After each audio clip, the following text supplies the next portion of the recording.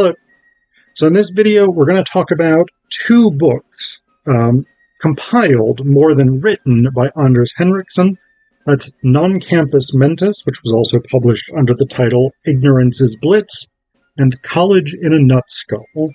Now I say that these are compiled rather than authored because what each of these books has done, basically, Anders has taken, and I'm going to call him Anders because I know him. Normally I try and refer to authors by their last names, which is the proper polite thing to do. But I'm actually, you know what? Before I talk about the books, I want to tell you this story. When I was an undergrad, I was a history minor, and Anders Henriksson was one of my favorite history teachers. He actually, I'll go ahead and say it. He was my favorite history teacher. I took a couple of his classes about European history or Eastern European history, and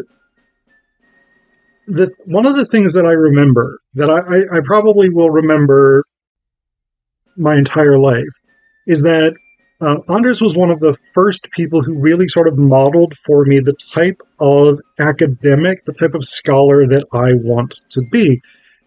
Because I took a class with him. I think it was a modern European history course, and I went into his office because I had this idea for a paper, and I wasn't sure that there was enough meat on the bone because I just didn't know at that point as an undergrad how much info there would be about this. So what I was interested in was this conflict between nationalists and internationalists in Poland, in the Russian part of Poland, in the 1890s.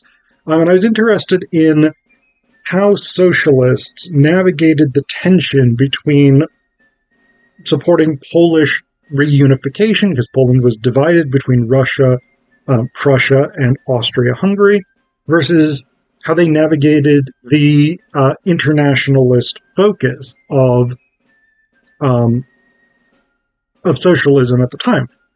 And I went in just sort of thinking, all right, I'll feel out whether or not this project even makes sense. And right off the bat, he had like half a dozen suggestions of sources I should look at. I mean, and I hadn't like told him ahead of time that I was thinking about this or anything like that. I just came into his office and I said, here's my idea. And he was like, great, here's a bunch of stuff to look into. And that I was really impressed by that at the time. And I've become, even as I've known more and more academics who are able to do that, and I've started myself moving toward that level of knowledge, that really made a profound impression on me. And I was tremendously impacted by that. So first off, Anders, if you do watch this video, thank you so much for that. That really was, I'm sure it was an everyday occurrence for you, but it was a really kind of a formative thing for me. So let's talk about the books. So again, they're compiled in the sense that the actual language of the books itself is taken from student essays, exams, various pieces of writing, things like this. Non Campus Mentis is specifically about world history, or Ignorance Is Blitz is specifically about world history. College In A Nutskull is broader in scope. It goes through a wide range of subjects that students would normally expect to experience in university. So we got a section on religious studies, philosophy, psychology, music, art, English literature, language, ancient and medieval history, modern European history, American history, the modern world, government, political science, anthropology and sociology, economics, geography, and science and technology. Non-Campus Mentis, or Ignorance Is Blitz, is specifically a world history focus, which, of course, Anders teaches history, so that makes more sense. What he says in the introduction, I think, sort of illuminates what this book and then College In A Nutskull, the subsequent book, does. He says here, history is a work in progress. Every generation has to make sense of the past for itself. The facts may stay the same, but the work of interpretation goes on and on. This brief text glimpses at the cutting edge of this process. You can already start to see the humor if you know what these books are doing. Culled from term papers and blue book exams written by college and university students, it is an authentic voice of youth. Their work represents a refreshing and daring reappraisal of how we came to be who we are. I've taken the liberty of weaving their sentences into a more or less coherent fabric, but the words belong to them. The spelling may be avant-garde and the logic experimental, but no one can fault these young scholars for lack of creativity. At its best, Non Campus Mentis, a typical student mishearing of Non Campus Mentis, which means something like to be out of one's mind, I believe, illustrates the ingenious and often comic ways we all attempt to make sense of information we can't understand because we have no context or frame of reference for it. And so that's kind of the setup of this book, is the idea that students, because they often don't have solid foundations for assessing or understanding things like history or literature or psychology or things like this, they will sometimes, and this is the exception, I would say, rather than the rule, though I'm not a history professor, but based on my experience teaching literature, they will sometimes make idiosyncratic connections. And that's where the books come from, is collections of these idiosyncratic connections. And I think there's a great sort of transition from the opening page, or the opening chapter of this book, which is sort of student generalizations about what history is or why it's important. We move from there to the first chapter on the Stoned Age, through this transition. My brain is on hold, so I can't remember much. So without further ado, let's get to the research. In a way, that's sort of the thesis of this book. When the brain is on hold, interesting things can occur.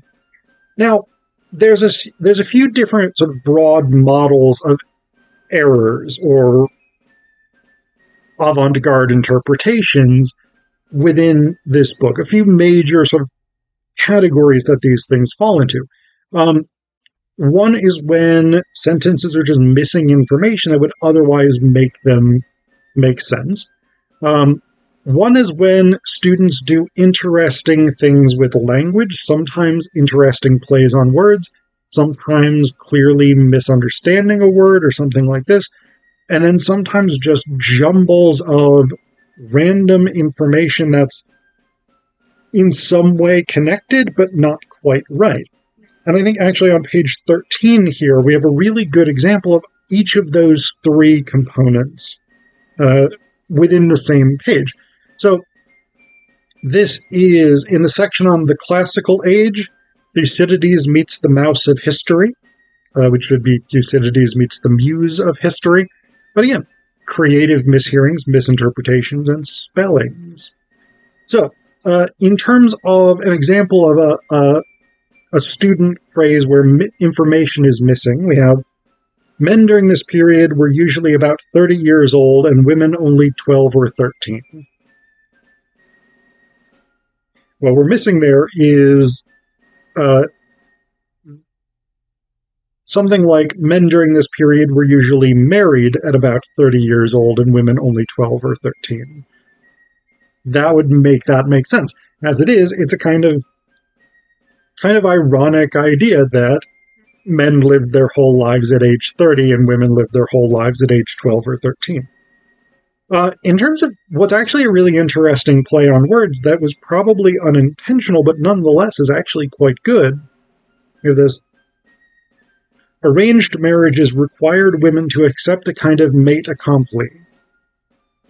The actual phrase, as many of you will probably know, is fait accompli. That is a thing that is sort of predetermined. You have no impact on the outcome of it, or your individual will or desire has no impact on the outcome of it. But mate accompli actually works really, really well here because it's a play on mate as a sort of synonym for marriage.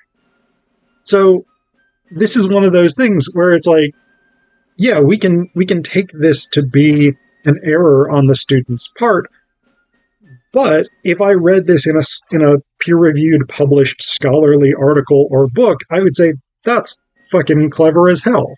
I love that idea. I love that play on words. So again, there's this interesting sort of tension there about some of the entries here. Are these things properly errors, or are they clever? Are they more clever than we might otherwise give undergrads credit for? And that's quite a biased thing. So the last example on this page I want to read you is we've got these jumbled pieces where just a bunch of stuff it's like sedimentary rock, kind of. A bunch of stuff that's kind of somewhat similar is jammed together, but it doesn't really coalesce. So we got, religion was polyphonic. Featured were gods such as Herod, Mars, and Zeus. Persepolis was god of vegetables. Souls were believed to spend the here, there, and after in Ethiopia. Yeah, fun stuff, interesting stuff. So that's the kind of content that you get in both of these books, is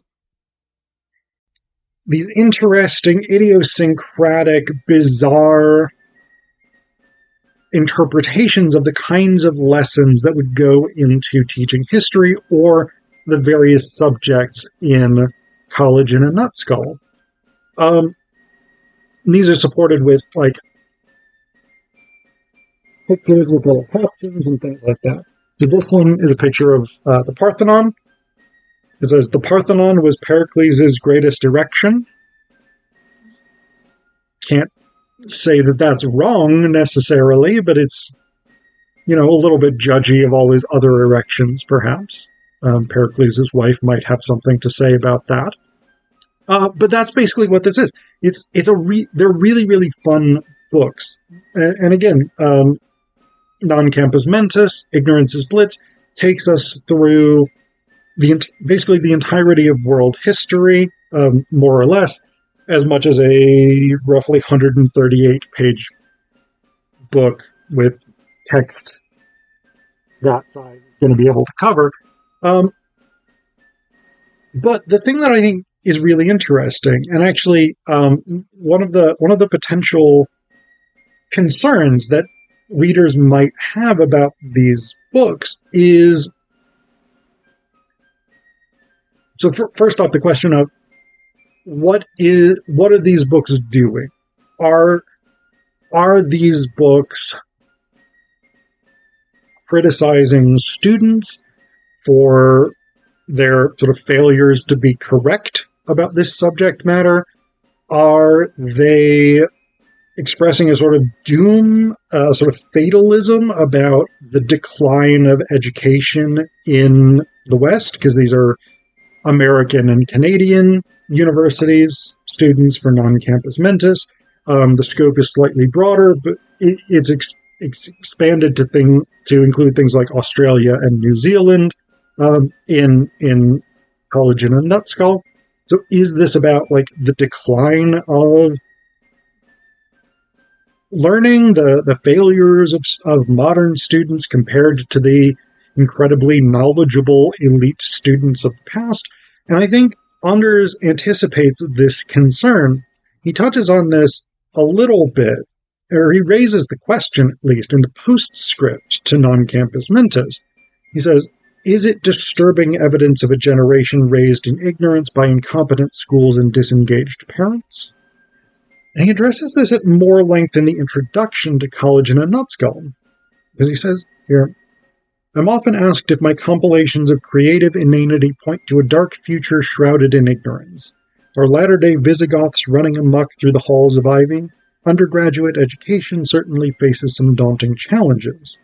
More than a few students arrive on campus unable to express themselves in clear English. Professors can take little for granted even when it comes to the most basic understanding of geography, history, natural science, or how one's own country is governed. In recent years, I've also encountered a growing number of students whose high school experience seems to have included a lot of drilling for standardized tests. So, there's an industry almost for discourse, at least in the US, about how schools are failing and students are more ignorant than ever, or whatever nonsense it is. And there's a lot of experiential support for that, particularly at this immediate moment where the pandemic has really severely damaged high school educations.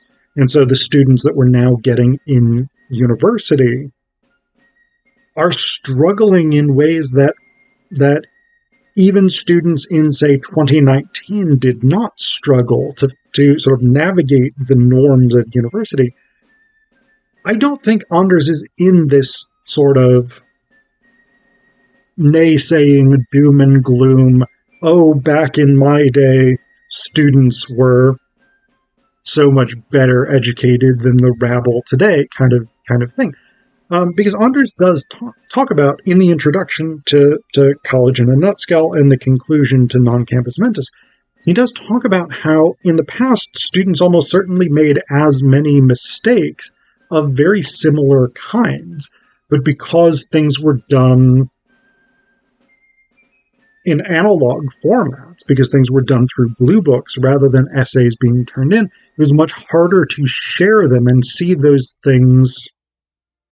Like, you couldn't have compiled a collection like these in, say, the 1980s. There wouldn't have been the kind of network, and people wouldn't have had easy access to files in the way that they do today by the 2000s. Because Non Campus Mentis first came out in 2001. College In A Nutskull came out in 2010. So, I mean, by that point, a lot of stuff was being done electronically. And that makes it much, much easier. The advent of email makes it easier to get these kinds of quotations from across the world.